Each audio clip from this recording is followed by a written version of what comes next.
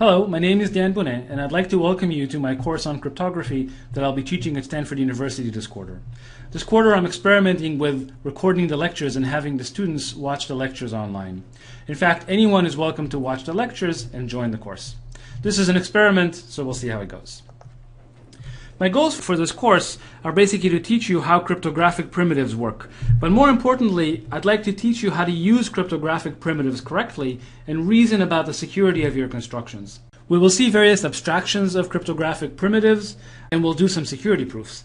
My goal is that by the end of the course, you'll be able to reason about the security of cryptographic constructions and be able to break ones that are not secure. Now, I'd like to say a few words on how I would like you to take the class. First of all, I'm a big believer in taking notes as you listen to the lectures, so I would really encourage you to summarize and take notes in your own words of the material that's being presented. Also, I should mention that on the videos, I'm able to go much faster than I would go in a normal classroom, and so I would encourage you to periodically pause the video and think about the material that's being covered and not move forward until the material is clear in your mind. Also, from time to time, the video will pause and pop-up questions will come up. These are intended to kind of help you along with the material, and I would really encourage you to answer those questions by yourselves rather than skip them. Usually the questions are about the material that has just been covered, and so it shouldn't be too difficult to answer the questions. So I would really encourage you to do them rather than skip them. Now, by now, I'm sure everybody taking the class knows that cryptography is used everywhere computers are. It's a very common tool that's used to protect data. For example, web traffic is protected using a protocol called HTTPS. Wireless traffic, for example, Wi-Fi traffic is protected using the WPA2 protocol that's part of 802.11i. Cell phone traffic is protected using an encryption mechanism in GSM. Bluetooth traffic is protected using cryptography, and so on. We're going to see how these various systems work. In fact, we're going to cover SSL and, in fact, even 802.11i in quite a bit of detail, and you'll see how these systems work in practice. Cryptography is also used for protecting files that are stored on disk by encrypting them, so that if the disk is stolen, the files are not compromised. It's also used for content protection.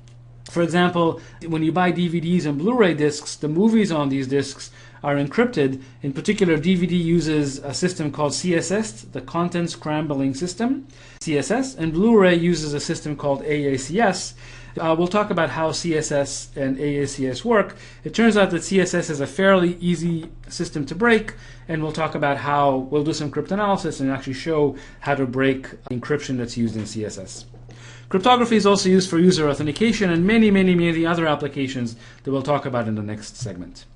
Now, I want to go back to secure communication and talk about the case where here we have a laptop trying to communicate with a web server. This is a good time to also introduce our friends Alice and Bob, who are going to be with us throughout the quarter. Essentially, Alice is trying to communicate securely with Bob. Here, Alice is on the laptop and Bob is on the server. The protocol that's used to do that is called HTTPS, but in fact, the actual protocol is called SSL. Sometimes it's called TLS. And the goals of these protocols is basically to make sure that as this data travels across the network, an attacker, first of all, can't eavesdrop on this data, and second of all, an attacker can't modify the data while it's in the network. So no eavesdropping and no tampering.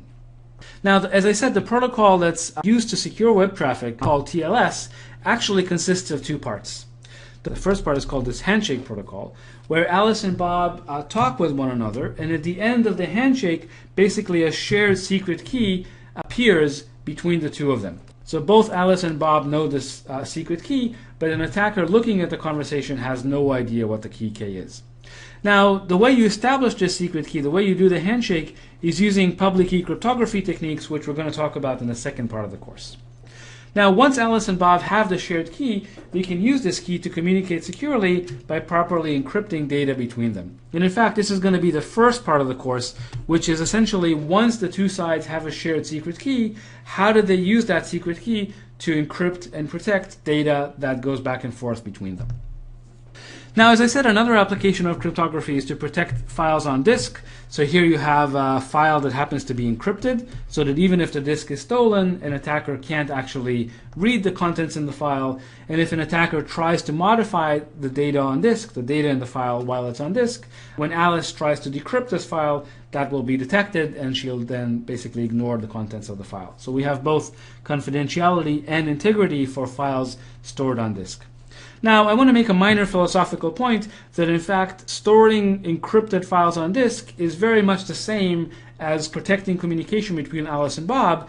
In particular, when you store files on disk, it's basically Alice who stores a file today wants to read the file tomorrow. So rather than communicating between two parties, Alice and Bob, in the case of stored disk encryption, it's Alice today who's communicating with Alice tomorrow.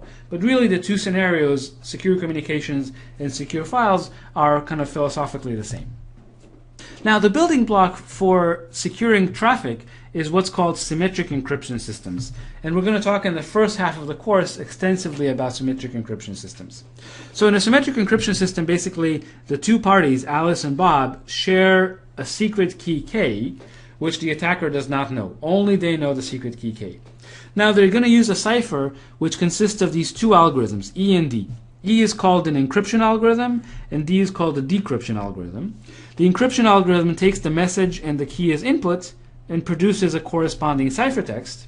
And the decryption algorithm does the opposite. It takes the ciphertext as input along with the key and produces the corresponding message. Now, a very important point that I'd like to stress, I'm only going to say this once now and never again, but it is an extremely important point, and that is that the algorithms E and D, the actual encryption algorithms, are publicly known. Adversary knows exactly how they work. The only thing that's kept secret is the secret key K. Other than that, everything else is completely public.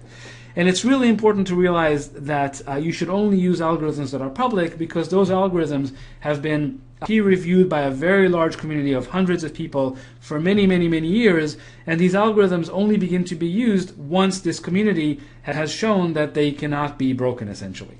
So in fact, if someone comes to you and says, hey, I have a proprietary cipher that you might want to use, the answer usually should be that you stick to standard algorithms, and not use a proprietary cipher. In fact, there are many examples of proprietary ciphers that as soon as they were reverse engineered, they were easily broken by simple analysis.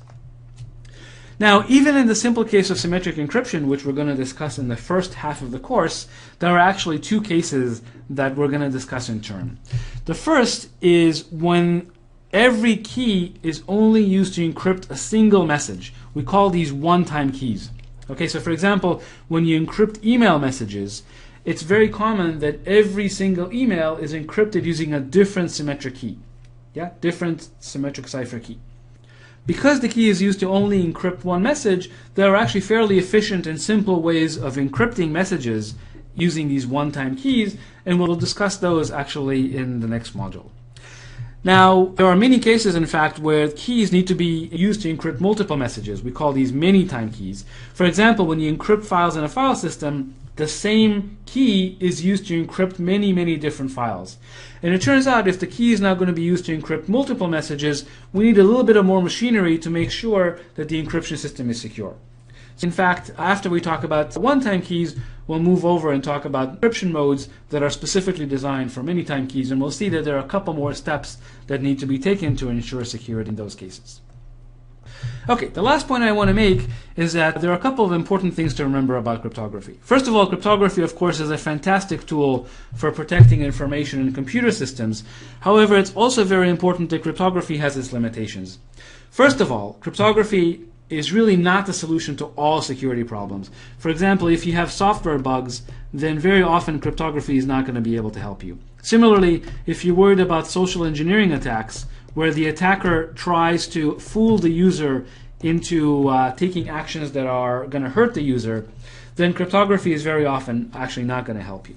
So it's very important that although it's a fabulous tool, it's not the solution to all security problems. Now, another very important point is that cryptography essentially becomes useless if it's implemented incorrectly. So for example, there are a number of systems that work perfectly fine, and we'll see examples of those systems that in fact allow Alice and Bob to communicate, and in fact messages that Alice sent to Bob, Bob can receive and decrypt. However, because cryptography is implemented incorrectly, the systems are completely insecure.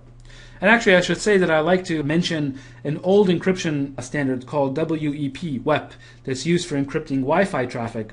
WEP contains many mistakes in it, and often when I want to show you how not to do things in cryptography, I will point to how things were done in WEP as an example. So for me, it's very fortunate to have an example protocol I can point to for how not to do things.